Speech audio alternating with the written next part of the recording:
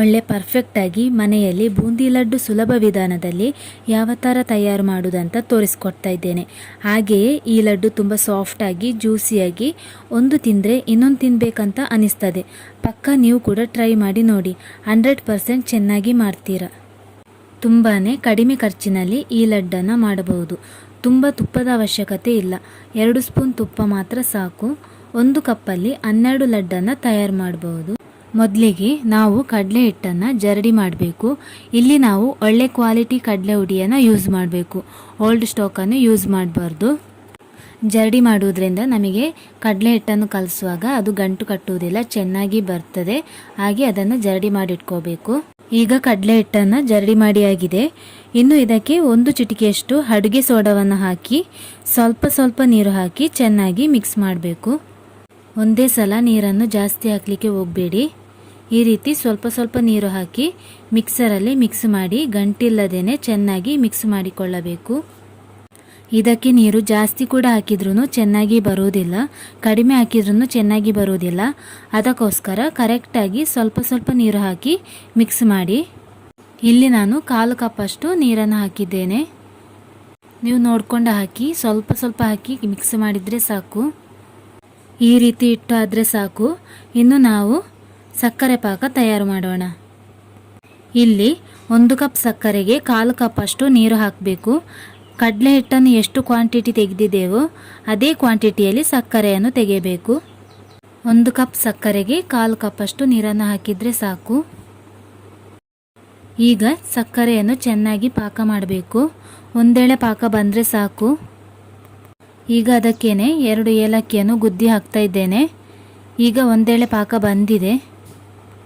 ಇನ್ನು stove off ಮಾಡಿ ಇದನ್ನು ಪಕ್ಕಕ್ಕೆ ಇಡೋಣ.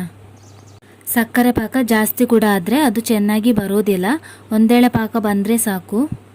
ಇನ್ನು ಸ್ಟವ್ವಿನಲ್ಲಿ ದಪ್ಪ ಬಾಣಲೆ ಇಟ್ಟು ಎಣ್ಣೆ ಕರಿಲಿಕ್ಕೆ ಇಡಬೇಕು. ಎಣ್ಣೆ ಚೆನ್ನಾಗಿ ಬಿಸಿ ಆಗಬೇಕು.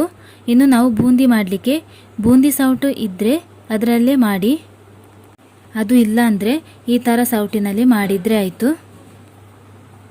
ಮೊದಲಿಗೆ ನಾವು ಸೌಟಿನಲ್ಲಿರುವ ನೀರಿನ ಪಸೆಯನ್ನು ತೆಗೆದು ಅದಕ್ಕೆ ಚೆನ್ನಾಗಿ ಎಣ್ಣೆಯನ್ನು ಹಚ್ಚಬೇಕು.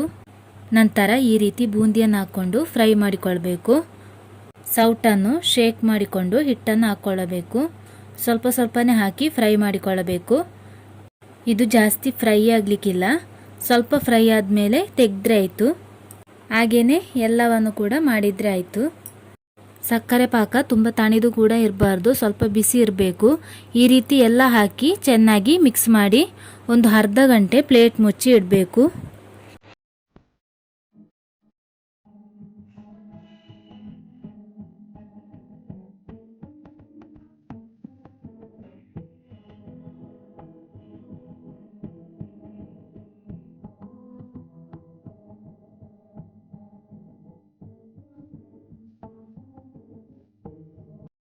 ಇನ್ನು ಬೂಂದಿ ಲಾಡಿಗೆ ಒಗ್ಗರಣೆ ಕೊಡಲು 2 ಸ್ಪೂನ್ ತುಪ್ಪ ಹಾಕಿ ಗೋಡಂಬಿ ದ್ರಾಕ್ಷಿಯನ್ನು ಚೆನ್ನಾಗಿ ಫ್ರೈ ಮಾಡಬೇಕು.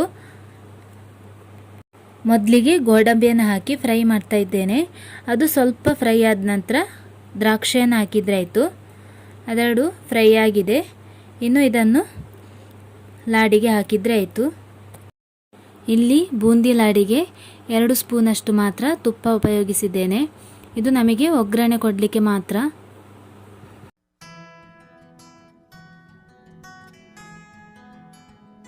ಈಗ ಅರ್ಧ ಗಂಟೆ ಕಳೆದಿದೆ. ಬೂಂದಿ ಎಲ್ಲ ಚೆನ್ನಾಗಿ ಸಕ್ಕರೆ ಪಾಕವನ್ನೆಲ್ಲ ಎಳ್ಕೊಂಡಿದೆ. ಇದನ್ನು ಚೆನ್ನಾಗಿ ಮಿಕ್ಸ್ ಮಾಡಿ ಒಂದು ಮಿಕ್ಸಿ ಜಾರಿಗೆ ಹಾಕಿ 1 ಸುತ್ತು ಹುಡಿ ಮಾಡಿಕೊಳ್ಬೇಕು. ತುಂಬ ನೈಸಾಗಿ ಹುಡಿ ಮಾಡಲಿಕ್ಕಿಲ್ಲ, ಇದನ್ನು 1 ರೌಂಡು ಹುಡಿ ಮಾಡಿದರೆ ಸಾಕು. ಎಲ್ಲ ಬೂಂದಿಯನ್ನು ಹಾಕಿ ಹುಡಿ ಮಾಡಲಿಕ್ಕಿಲ್ಲ, ಒಂದು ಸ್ವಲ್ಪ ಬೂಂದಿಯನ್ನು ಮಾತ್ರ ಹಾಕಿ 1 ಸುತ್ತು ಹುಡಿ ಮಾಡಿದರೆ ಸಾಕು. ಆಗ ನಮಗೆ ಉಂಡೆ ಕಟ್ಟಲಿಕ್ಕೆ ಸುಲಭವಾಗುತ್ತೆ.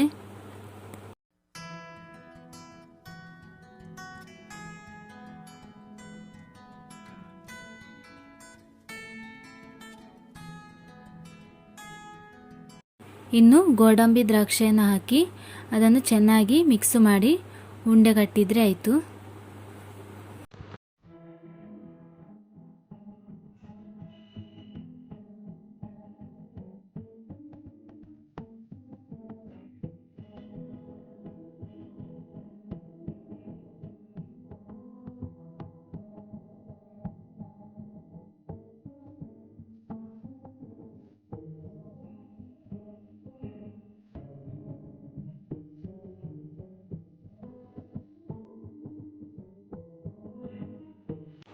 ಉಂಡೆ ಕಟ್ಟುವಾಗಲೇ ಗೊತ್ತಾಗತ್ತೆ ನೋಡಿ, ಈ ಥರ ಸಾಫ್ಟಾಗಿ ಜ್ಯೂಸಿಯಾಗಿ ಬಂದಿದೆ. ಬೂಂದಿ ಲಡ್ಡು ತಯಾರಾಗಿದೆ. ನೀವು ಕೂಡ ಖಂಡಿತ ಒಮ್ಮೆ ಟ್ರೈ ಮಾಡಿ ನೋಡಿ, 100% ಚೆನ್ನಾಗಿ ಬರುತ್ತೆ. ಹಾಗಾದರೆ ಇವತ್ತಿನ ಬೂಂದಿ ಲಡ್ಡು ರೆಸಿಪಿ ಇಷ್ಟ ಆದರೆ ಲೈಕ್ ಕೊಡಲಿಕ್ಕೆ ಮರಿಬೇಡಿ. ಹಾಗೆ ಫ್ರೆಂಡ್ಸ್ ಫ್ಯಾಮಿಲಿ ಜೊತೆ ಕೂಡ ಶೇರ್ ಮಾಡಿ. ಹಾಗೆ ಯಾರು ಸಬ್ಸ್ಕ್ರೈಬ್ ಆಗಿಲ್ಲ ಅಂದರೆ ಸಬ್ಸ್ಕ್ರೈಬ್ ಆಗಿ ನೋಡಿ. ಮುಂದಿನ ಹೊಸ ರೆಸಿಪಿಯೊಂದಿಗೆ ಸಿಗೋಣ. ಅಲ್ಲಿಯವರೆಗೂ ನಮಸ್ಕಾರ.